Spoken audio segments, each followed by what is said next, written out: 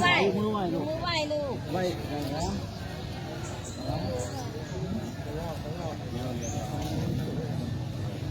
ครับเก่งมากเลย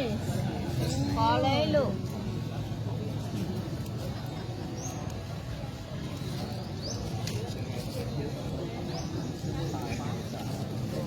อยู่ดีเจ้าเมือง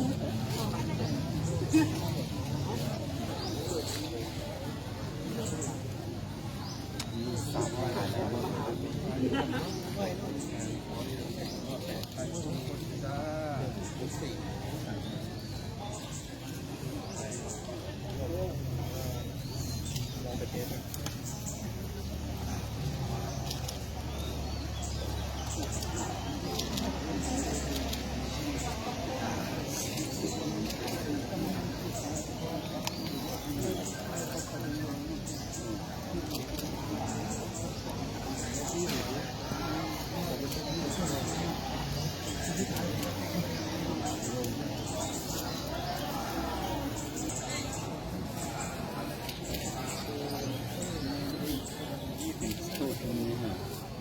ผมโชคตรงนี้นะ